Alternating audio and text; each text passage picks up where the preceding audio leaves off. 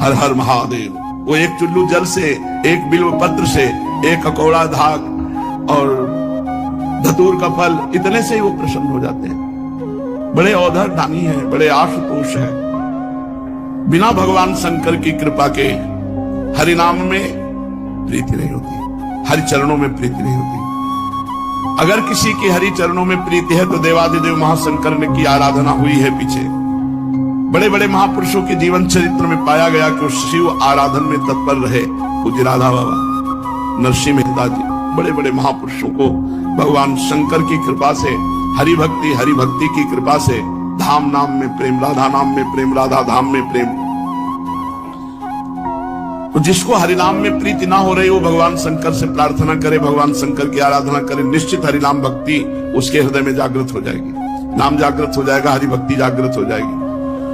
अयोध्या वासियों से भगवान श्री राम बैठाल करके हाथ जोड़ के कहते हैं, और वो एक गुपुत मत सब ही कहो कर जोरी, शंकर भजन बिना नर भगति न पावई मोरी, जा पर कृपा न करही पुरारी, सो न पाव मुनि भगति हमारी। शिवद्रोही ममदास कहावा, सो नर मोही सपने हूं नहीं भावा। भगवान श्री राम जी, हे अयोध्यावासियों, मैं हाथ जोड़कर सबसे प्रार्थना करता हूं, एक अपने मन की गुप्त बात कहता हूं। भगवान शंकर के भजन के बिना कोई मेरी भक्ति नहीं प्राप्त कर सकता। अगर कोई भगवान शंकर से द्रोह करे और मेरा दास कहलाए तो स्वप्न में भी मुझे वो अच्छा नहीं लगता। जिस पर भगवान त्रिपुरारी महादेव जी की कृपा नहीं होती वो मेरी भक्ति को प्राप्त नहीं होता। इसलिए बाबा भी कह रहे हैं, यदि हरि भक्ति हरि नाम में प्रीति ना हो रही हो तो शंकर जी को एक लोटा जल चढ़ा दिया करो। रुपया, मान सम्मान, सफलता, विजय, स्वास्थ्य और आज्ञाकारी नौकर सब कुछ मिल गया है तुम्हें, पर नाम जप नहीं तो सब बेकार हो जाएगा तुम्हारा। इसलिए तुम नाम जप करो, चाहे राम बोलो, चाहे हरि बोलो, चाहे कृष्ण बोलो, चाहे काली बोलो, चाहे दुर्गा बोलो, चाहे राधा बोलो, जो तुम्हें प्रिय होए खूब नाम जप करो। नाम ही वो साधन है, केवल नाम को पकड़ ले तो संपूर्ण भक्ति हृदय में प्रकाशित हो जाए। कलयुग है और कोई साधना चलने वाली नहीं है। 10-5 दिन भले कुछ चला लो, इसके बाद फिर वहीं आ जाओगे। अगर आपको उन्नति प्राप्त करनी, अध्यात्म उन्नति, तो नाम को पकड़ लो। जो गुरु प्रदत्त नाम है, बार बार नाम जप करो, उसी से सब हो जाएगा। नाम ही वो साधन है जिसे पकड़ लेने से संपूर्ण भक्ति प्राप्त होती है।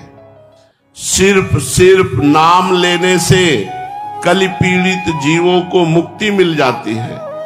केवल इसी कारणवश सभी लोग कलयुग को सर्वश्रेष्ठ मानते हैं कि जो बड़ी बड़ी साधनाओं से पदवी प्राप्त नहीं होती, कलयुग में केवल नाम जप से प्राप्त हो जाती है। अन्य युग के बड़े बड़े महापुरुष कलयुग में जन्म लेने की इच्छा रखते हैं। जो लोग नाम का आश्रय लेते हैं, भगवान को नैवेद्य लगा के पाते हैं और अपने आचरण ठीक रखते हैं, वो बहुत जल्दी जीवन मुक्त हो जाते हैं। समझिए, जो लोग नाम जप करते हैं, भगवान को भोग लगा के ही प्रसाद पाते हैं, इतने से ही उनके आचरण तो पवित्र हो ही जाएंगे, क्योंकि आहार पवित्र और नाम जप है, बोले निश्चित भगवत प्राप्ति हो जाएगी। सीताराम दास जी महाराज कह रहे, बिना भगवान को भोग लगाए कुछ खाओ मती। शुद्ध सात्विक आहार, भगवद अर्पित आहार और नाम जप, इसी से हो जाएगा। दो बातें, शुद्ध सात्विक भगवद अर्पित आहार और नाम जप, इससे आचरण भी पवित्र हो जाएंगे। क्योंकि जब आहार पवित्र है और नाम जप से बुद्धि पवित्र है तो सब पवित्र हो जाता है। जो व्यक्ति सदैव नाम स्मरण करता है और पराई माताओं बहनों की तरफ गंदी दृष्टि नहीं रखता, पवित्र भोजन करता है, उचित ब्रह्मचर्य, यहाँ एक संकेत मिलता है कि अगर आपने लक्ष्य बना लिया है उच्च कोटि का, भगवत प्राप्ति, भजन करना, धर्म से चलना, सत्य से चलना, तो आपकी परीक्षा होगी। उस मार्ग से हटाने के लिए प्रलोभन आएगा। आपको उस प्रलोभन में अपनी निष्ठा को नहीं छोड़ना है। अगर छोड़ दिया तो गए। भय भी आ सकता है, भयानक भय आ सकता है, पर अगर आप अपनी निष्ठा पे रहे तो भय केवल दिखावा होगा, आपको दुख नहीं दे सकता। प्रकट हो गए देवराज इंद्र और कहा, मैं कोई ब्रह्म ऋषि नहीं हूं, मैं त्रिभुवनपति देवराज इंद्र हूं। तुम अपनी निष्ठा में अचल रहे, क्या चाहते हो? तो कहा, मैं आपके द्वारा दिव्यास्त्र चाहता हूं। वो तो तभी प्राप्त हो सकते हैं जब देवाधिदेव भगवान शंकर का दिव्य अस्त्र तुम्हें प्राप्त हो, उनका साक्षात्कार हो, फिर हम समस्त लोकपाल अपने अपने दिव्यास्त्र आपको दे देंगे। अर्जुन ऐसा सुन ही रहे थे कि देवराज अंतर्धान हो गए। अब विचार किया कि मुझे प्रथम महादेव जी की आराधना करनी चाहिए। तपस्या के लिए दृढ़ निश्चय करके बड़ी उतावली के साथ चले और एक भयंकर कंटकाकीर्ण वन में पहुंचे, जहां समीप में सुंदर नदी प्रवाहित हो रही थी। हिमालय का शिखर है, पवित्र शीतल वायु चल रही है। उस स्थान के दर्शन करके मन में निश्चय हुआ कि यही भगवान शंकर की आराधना करेंगे। महातेजस्वी दृढ़ संकल्प वाले अर्जुन ने उस प्रदेश में तपस्या में संलग्न होने के लिए स्थान चयन किया और कुशा की लंगोटी लगाई। कुशा बहुत दुखद होता है, छू जाए तो त्वचा को चीर दे। लंगोटी लगाई और एक दंड समीप में रख लिया और अपने गांडीव धनुष और तूणीर को वृक्ष की डाल पे से टांग दिया और हाथ जोड़कर भगवान शंकर की स्तुति करके निरंतर भजन में लग गए। 1 मास तक 3 दिन 3 रात कुछ नहीं खाना, उसके बाद सूखा पत्ता लेकर के पाना।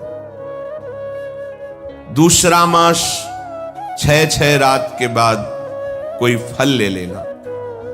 तीसरा महीना 15 दिन 15 रात व्यतीत होने के बाद एक बार कुछ फल ले लेना। चौथे महीने में केवल जल पीकर रहना, फिर जल भी छोड़कर केवल वायु श्वास, बस निरंतर महादेव जी के चिंतन में निमग्न। दोनों भुजाएं उठाए हुए, कोई सहारा नहीं, पैर के अंगूठे के अग्रभाग पर खड़े होकर के भगवान शिव के मंत्र का जप करते हुए आकाश की तरफ दृष्टि रखे हुए एकाग्र चित्त से उपासना कर रहे हैं। तदनंतर अर्जुन की भयंकर तपस्या को देख करके वहां रहने वाले जितने ब्रह्म ऋषि थे सब भगवान पिनाक पाणी महादेव जी के समीप गए और महादेव जी को प्रणाम करके कहा, देवाधिदेव अर्जुन आपके लिए महान तपस्या से युक्त होकर के उपासना कर रहे हैं।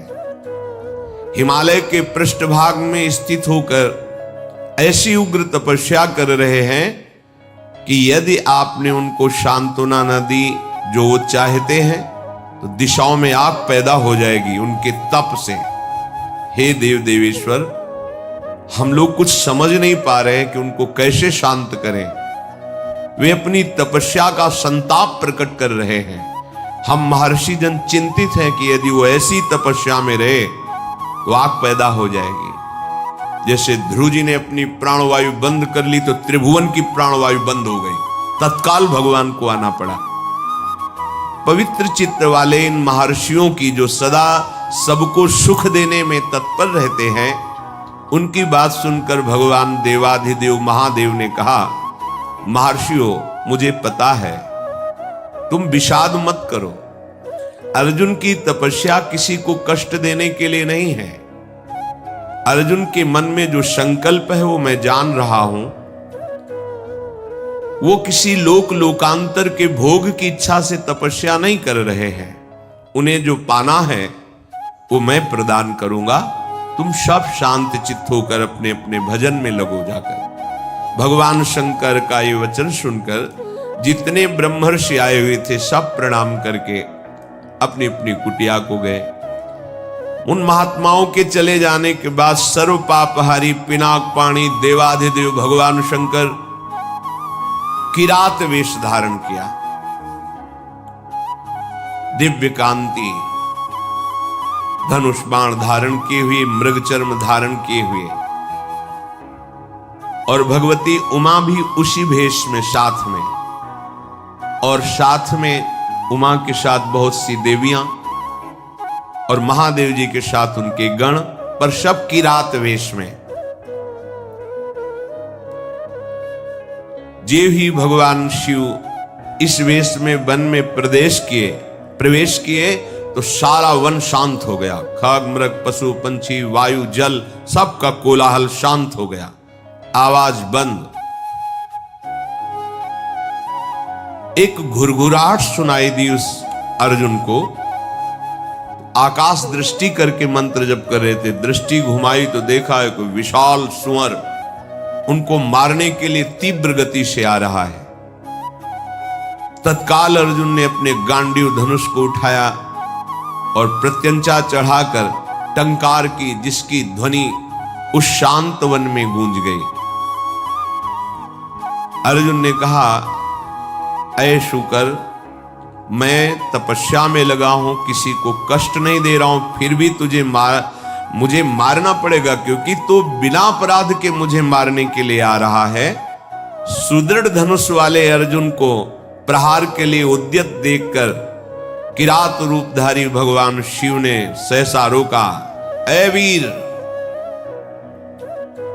इस शूकर को मैंने पहले शिकार रूप में निश्चित कर लिया है, तुम अपना बाण मत चला देना।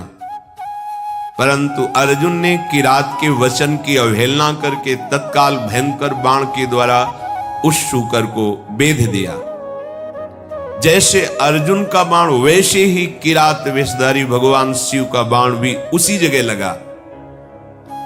दोनों के छोड़े हुए बाण से सुवर्ण रूप त्याग करके मूक दानों विशाल पर्वत की तरह वो अपने असली स्वरूप में आकर प्राण त्याग कर गिर पड़ा।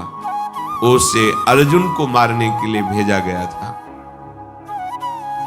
जैसे बिजली की गड़गड़ाहट होती है, ऐसे आवाज करते हुए असुर अपने प्राणों को त्याग दिया।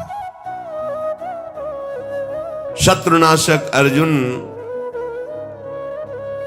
उस तेजस्वी की रात को देखा जो कुछ दिव्य स्त्रियों से घिरे हुए थे। अर्जुन ने कहा, तुम कौन हो और यहां स्त्रियों के साथ क्यों घूम रहे हो? क्या आपको मालूम नहीं कि भयावह वन है? और क्या तुम्हें वन के सिद्धांत का भी ज्ञान नहीं है? जब मैंने लक्ष्य संधान कर दिया तो तुमने बाण क्यों मारा?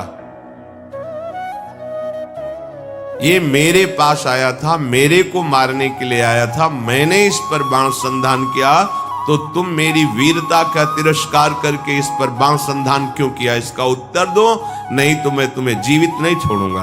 अर्जुन ने ऐसा किरात से कहा। ये मृगया का धर्म नहीं है जैसा आपने किया है। तुम पर्वत निवासी हो, उत्तर दो, नहीं तुम्हें जीवन से वंचित कर देता हूं अभी। अर्जुन के इस प्रकार कहने पर किरात भगवान जोर जोर से हंसने लगे और कहा, बहुत वीरतापूर्व तुम वाणी भी बोलते हो और वीर भी हो,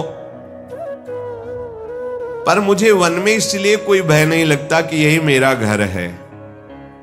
वनवासी हूं, किरात हूं, किंतु जब मैंने कह दिया था कि तुम बाण मत चलाना, ये मेरा लक्ष्य है, तो तुम्हारा साहस कैसे इतना हो गया कि मुझ वनवासी की आज्ञा का उल्लंघन करके तुमने बाण संधान कर दिया?